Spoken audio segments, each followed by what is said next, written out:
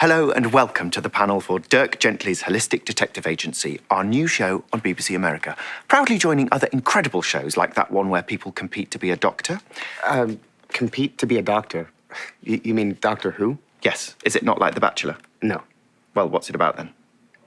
I'm not sure. I think it's like Star Trek with a lot more yelling. Ooh, sounds fantastic. Anyway, from the network that brought you Doctor Who and Shadow Orphan, and the author who brought you The High Stepper's Guide to England... It's The Hitchhiker's Guide to the Galaxy. It's not a guide to England. What? Wasn't he from England, though? Yeah, but his books are... Oh, books don't matter. Reading is silly. When you've seen the screen adaptation of something, it makes the original outdated and worthless. That's not just my opinion. It's the law.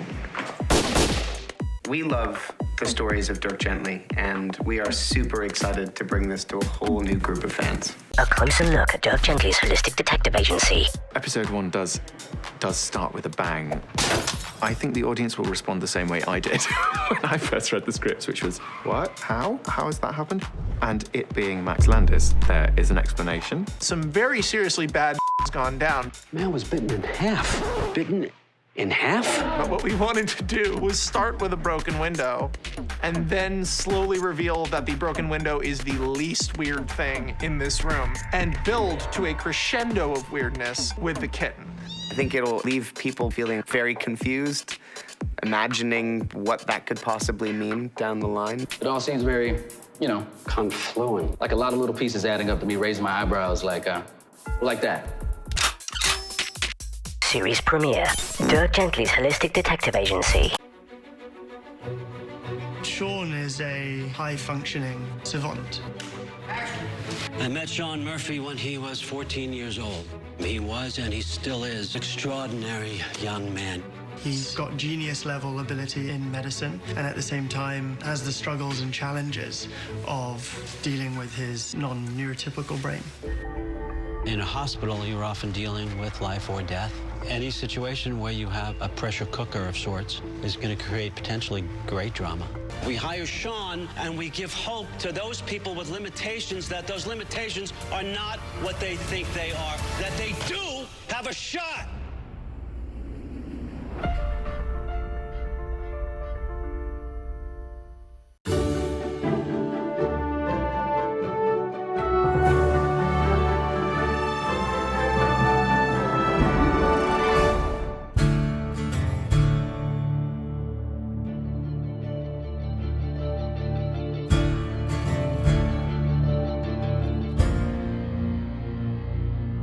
I'm Sandra Burns, and I'm the costume designer. I'm Sarah Brown, I'm the assistant. This is the wardrobe truck, and how this is set up is we have all our cast wardrobe in here separated by character. One thing that everyone says when they come into a fitting is how instantly transformative it is. They put on the corset, the petticoat, they have all their underlayers on, and then we put these clothes on them, and it really helps them to inform the character. Hello, good afternoon. I'm Elizabeth Thatcher. I'm your new teacher. Well, hello, I'm Abigail Stanton. Kat Montgomery. Florence Blakely. We were expecting you 2 days ago.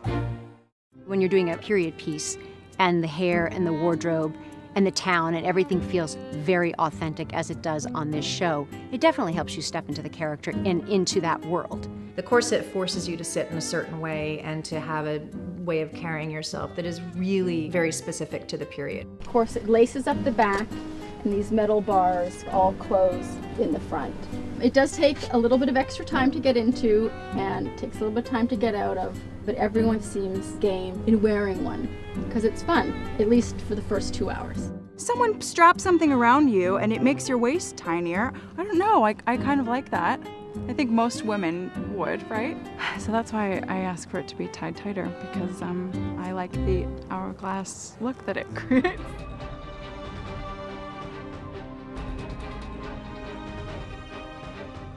Lincoln Burrows, he was accused of shooting a man, a very important figure in the government. Went to jail for shooting the vice president's brother.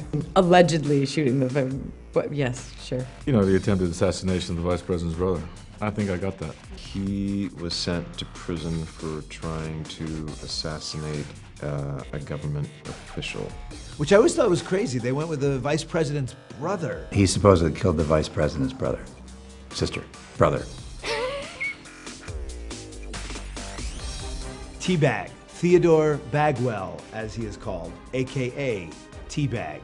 I believe he is a pedophile. I believe he was arrested for something sick and deranged. God, any number of things.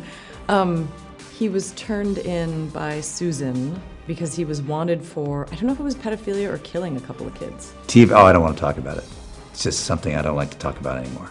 Well, I never wanted her to be butch and sort of a classic action heroine. I think actually she is someone who is strong at the beginning of the film, and then she kind of disintegrates throughout the course of the film. And I think as a guy would in her position, it's not just because she's a girl, it's just because she comes from a certain world and she's thrust into a world that's incoherent to her and one that she disagrees with and resents. And she represents morality in this amoral world. I think there's an intrigue in the way they go about business. I think she realizes that by doing it her way, she's scratching the surface, but at least she can go to sleep at night knowing she's doing it the right way. And the way they're doing it seems to be getting to the heart of the issue, but in the most brutal and violent way. So it's complicated for her. Amazing how quickly people are willing to sort of go into the extremes. Well, yeah, because they like conviction. It's like people, responding to Donald Trump. It's like you go, how can anybody actually be okay with that? And you go, it's the level of conviction. It's that whole Americana thing of like seeing something, doing something, and not caring what people think. There's something attractive to that, to people about that. And I get it. I totally get it. It's just sometimes it's wrong. You know what I mean? And you have to be able to kind of step back and assess what that is for you personally, as opposed to just, oh, finally somebody was conviction. Yay.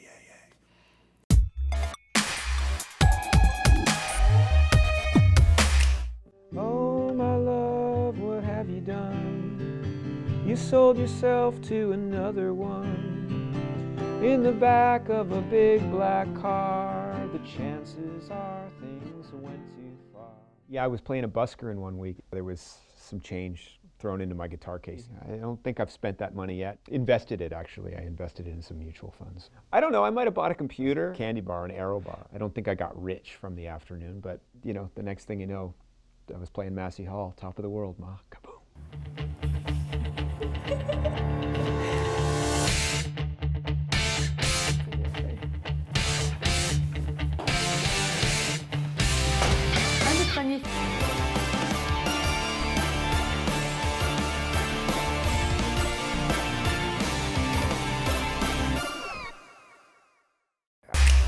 I don't know how to sing, I don't know how to dance, I don't play an instrument, I don't paint. But I always read as a child. I love reading, I love stories. And so when I had this urge to be creative, it was natural that I would start writing. What's wonderful about being a writer is you control everything. You're the producer, the director, the costume designer, the makeup artist, the special effects guy. You do everything. You create an entire world. Here we go, ready, and action! He is such an iconic character. Something that you don't ever forget. This doll is able to hold his own in the pantheon of horror. The idea that Chucky is a smart doll, maybe this movie is foreshadowing. Everything is in a cloud now. Even the adults are susceptible to the child's play of it all. Action. Lawrence is dope. He is ready to play. His vision is awesome. All the way back. He has a dry sense of humor, so you can't really tell when he's joking. He's bringing his Scandinavian military background to set. I'm just on high alert at all times. Roll camera up, mount it up. It's definitely more of an intense vibe on this set. There's a creepy, dark undercurrent, and I just think it's great. This is Chucky. This is about Chucky. As soon as I saw this, I just jumped at it. Chucky. I thought most of it was going to be CGI, but they had like an animatronic doll, 6 of them, that moved and could make facial expressions and everything. When I saw the Chucky doll, I was kind of impressed how realistic he looks, how he can convey emotion. Good night, Andy. And a big part of getting Chucky right was having animatronics be a lot of the times that we see Chucky. To see Chucky come alive has been very rewarding. It's a difficult process to make him an animatronic puppet, to get this beautiful design transferred onto the doll. The actual Chucky dolls, the internal structure is a series of animatronics that help move all the joints. It has a plastic exoskeleton we put over top of the animatronics. The skins are made of foam latex. The eyes will be replaced with digital movement, and then we dress his costume over top of that. We call him our Robo Chucky. Usually it takes 3 to 4 full puppeteers completely top to bottom. His face has all the expressions in it. Don't forget your little doll. We've even got interchangeable hands that are just grippy and grabby. It's an evil robot. There's nothing creepier than that. I'm done? It's a miracle!